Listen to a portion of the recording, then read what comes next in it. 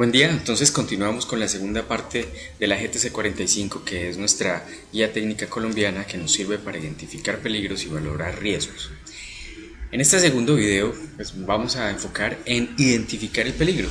Ya habíamos dicho que el peligro es la fuente, situación o acto con potencial de daño en términos de enfermedad o lesión a las personas. También que podría ser por una combinación de estas, o sea, combinar la enfermedad con la lesión a las personas. Bueno, entonces, ¿qué vamos a tener en cuenta a la hora de identificar un peligro? Bueno, para identificar peligros, entonces, decimos que es muy importante, primero, saber identificar los peligros presentes en la industria y conocer su clasificación según la GTC 45 del 2010. ¿Por qué debemos saber su clasificación? Porque en la matriz debemos identificar y saber a qué clase pertenecen. Bueno, ¿para qué esto del proceso, actividad y tarea? Pues ya lo vimos en el anterior video. Entonces, ¿qué es identificar? Pues identificar es reconocer, probar, demostrar, manifestar que algo existe. En este caso, pues será manifestar que existe el peligro. Eso depende entonces de la habilidad del hombre. ¿Por qué depende de la habilidad del hombre? Porque cada quien tiene características diferentes, cada quien tiene habilidades diferentes. Por ejemplo, de encontrar que el piso está con desnivel peligroso, otras personas no verán ese peligro, sino que verán peligros distintos. Así como pueden ser eléctricos, mecánicos, condiciones de altura, condiciones al mismo nivel, condiciones biológicas o químicas. Bueno, el peligro ya dijimos que era, pero esto es importantísimo. La matriz trae una columna con fuente, otra con medio y otra con trabajador, y arriba nos dice controles existentes en la fuente, en el medio y en el trabajador. ¿Por qué controles existentes en la fuente, el medio y el trabajador? Porque ahí es donde están. En la fuente es donde se encuentran los peligros, en el medio también y en el trabajador también. ¿Por qué? Porque la fuente puede ser un cuchillo, puede ser un piso resbaloso, puede ser una máquina averiada con algún cable pelado, por ejemplo. En el medio puede ser la iluminación, el ruido, las vibraciones, ¿sí? La temperatura. En el trabajador puede ser que alguien esté haciendo mal su trabajo y siempre esté cogiendo sustancias químicas sin protección, por ejemplo, como vemos acá, ya si está utilizando medios de protección. Sin embargo, vemos que le falta una cofia o algo para recogerse el cabello, porque ese cabello puede quedar contaminado con esa sustancia química. Bueno, entonces, ¿dónde se realizan los controles? Pues ahí mismo, en la fuente, medio y trabajador. En la GTC 45, página 20 y 21, nos da la clasificación de los peligros de esta manera.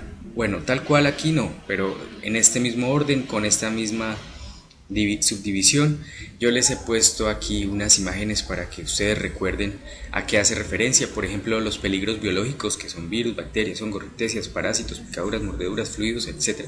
Esos. Les pongo este símbolo para que ustedes se acuerden que es riesgo biológico, ¿vale? Aquí está el riesgo físico, esto simboliza la radioactividad, la radiación. Entonces se la pongo para que se recuerden que la radiación es un peligro físico.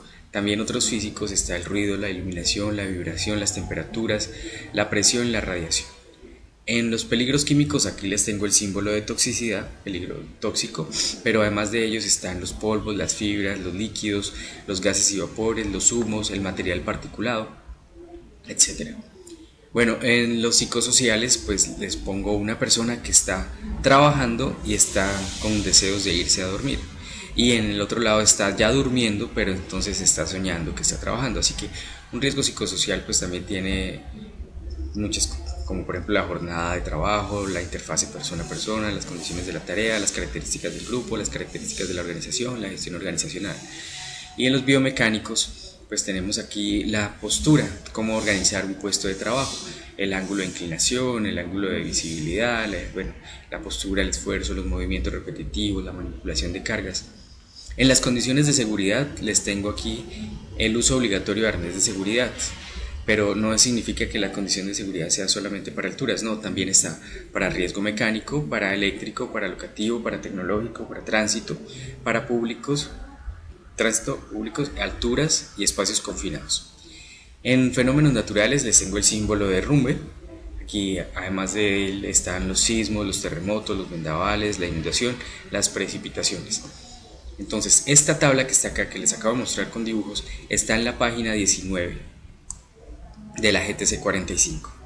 Vámonos entonces a la página 19. Aquí está, es esta.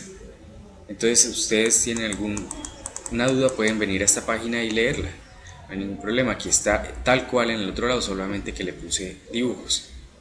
Bueno, ahora sí, vámonos con la matriz de riesgos. ¿Cómo se debe hacer una correcta identificación de riesgo, de peligro, perdón, en la matriz de riesgos? Pues ya en el primer video hablamos de estas 5 partecitas, ahora vamos a hablar del peligro. Vamos a hacer primero la descripción del peligro. ¿Cómo se hace la descripción del peligro?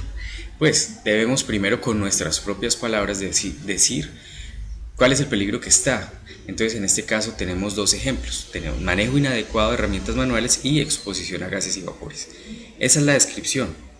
Ustedes lo nombran con sus propias palabras. Y la clasificación, si se tiene en cuenta esta tabla que les acabé de mostrar, esta. Entonces, si nos decían manejo inadecuado de herramientas manuales, entonces son condiciones de seguridad de tipo mecánico. ¿Por qué? Porque aquí la tabla arriba lo especifica. Es esta misma tabla, nos dice que en condiciones de seguridad mecánico dice elementos o partes de máquinas, herramientas, equipos, piezas a trabajar, materiales proyectados, sólidos o fluidos. En eso entonces está lo que tiene que ver con manejo de herramientas. ¿Listo? Entonces la clasificación, lo que se debe hacer es eso. Es decir, como yo ya describí el peligro, entonces dígame a cuál clasificación de peligro pertenece. Yo les recomiendo que coloquen condición de seguridad guión mecánico. ¿Listo? Aquí por ejemplo químicos. ¿Listo? Químicos, exposición a gases y vapores. Entonces químico guión gases y vapores.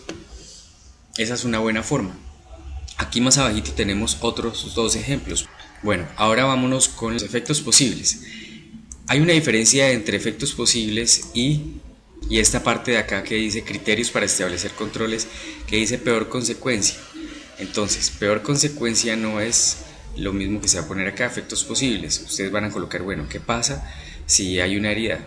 Si ocurre el manejo inadecuado de herramientas, puede haber una herida, un golpe, ¿sí? Pero en la peor consecuencia ya se colocan cosas más graves, la cortada, contusiones, amputaciones, muerte. Entonces, los efectos posibles, ¿qué pasa si alguien maneja inadecuadamente las herramientas? Pueden haber heridas, golpes, o ¿qué pasa si hay exposición a gases y vapores? Hay irritación de vías respiratorias y mucosas. En este caso, la peor consecuencia entonces podría ser las afecciones respiratorias, como por ejemplo asbestosis, calicosis, silicosis. ¿Listo? Entonces, ¿qué controles existentes? Ojo con esto, muchachos, porque controles existentes no es lo mismo que medidas de intervención. A veces cuando estamos llenando esta matriz colocamos los controles que queremos que haya en la fuente, el medio y el individuo, pero no es así. Es controles que ya existen. Cuando ustedes ven el manejo inadecuado de herramientas en la fuente no hay ninguno, entonces pongan ninguno. Si en el medio hay inspecciones de herramientas, pongan inspecciones de herramientas. ¿Cada cuánto tiempo? Individuo, no hay ninguno. Ustedes ya cuando empiecen a gestionar, ahorita en el tercer video vamos a hablar de la evaluación del riesgo. Cuando ustedes empiecen a gestionar, entonces ya pueden colocar las medidas de intervención que ustedes quisieran poner o qué medidas de intervención ustedes están utilizando. Les recomiendo otra cosita aquí al final, que es el semáforo. El semáforo que puede ser rojo, amarillo o verde. Ustedes colocan un círculo acá, rojo, amarillo, verde, dependiendo de cómo va la gestión. Por ejemplo, si la gestión está muy pobre, pónganle rojo. Si la gestión está en avance, que ya se está comprando, ya se pidió lo que se necesitaba, ya lo compraron, está en camino, lo están instalando, etcétera, pónganle amarillo. Si se está generando cultura, pónganle amarillo. Si ya se generó la cultura, si ya llegó los elementos que compramos, si ya está prácticamente eliminado el riesgo, pónganle verde. ¿Listo? Pónganle verde. Bien, entonces espero que hasta acá lo hayan comprendido, muchachos. Nos vemos en el tercer video, que es la evaluación de riesgo.